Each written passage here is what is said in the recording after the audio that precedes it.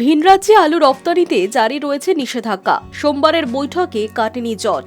রাজ্য সাফ জানিয়ে দিয়েছে ভিন রাজ্যে আলু রপ্তানি করা যাবে না বাংলার কথা ভেবে।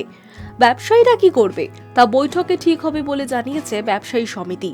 চলতি বছরে এই নিয়ে দুবার কর্মবিরতির পথে হাঁটল আলু ব্যবসায়ীরা। দাবি একটাই, ভিন রাজ্যে আলু রপ্তানিতে নিষেধাজ্ঞা তুলতে হবে এবং রাজ্যের সীমানায় পুলিশি জুলুম বন্ধ করতে হবে। আলুর দাম কমানোর ব্যাপারে লাগাতার সরকারি চাপের মুখে পড়ে গত 22শে জুলাই কর্মবিরতির পথে হেঁটেছিল প্রগতিশীল আলু ব্যবসায়ী সমিতি।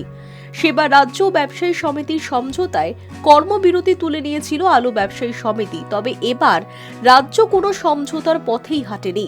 সরাসরি ভিন রাজ্যে আলু রপ্তানিতে নিষেধাজ্ঞা জারি রেখেছে। দ্বিতীয়বারের জন্য মঙ্গলবার কর্মবিরতির প্রথম দিন 500টিরও উপর হিমঘর বন্ধ। কতদিন এই ধর্মঘট চলবে তা এখনো অজানা। কৌশলে রাজ্য সরকারকে চাপে ফেলতে চেয়েছিল আলু ব্যবসায়ী সমিতি এবং হিমঘর মালিকরা। তবে সরকারের সিদ্ধান্তের পর ব্যবসায়ী সমিতি ও হিমঘর মালিকরা কি পদক্ষেপ করে সেটাই এখন দেখার। তবে রাজ্য সরকার এবং ব্যবসায়ীদের এই টানাপোড়েনে নাজেহাল সাধারণ মানুষ। হিমঘর বন্ধ থাকলে খোলা বাজারে দাম হু হু করে চড়বে। পাশাপাশি বাজারে মজুত আলু চড়া দামে বিক্রি করবে অসাধু ব্যবসায়ীরা, যার দায় এসে পড়বে সাধারণ মানুষের ঘাড়ে।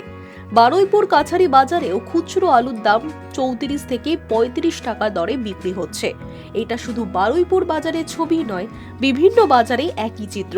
শুধু আলু নয়, সেই সঙ্গে পেঁয়াজের দামও মধ্যবিত্ত মানুষের নাগালের বাইরে। Hi News network.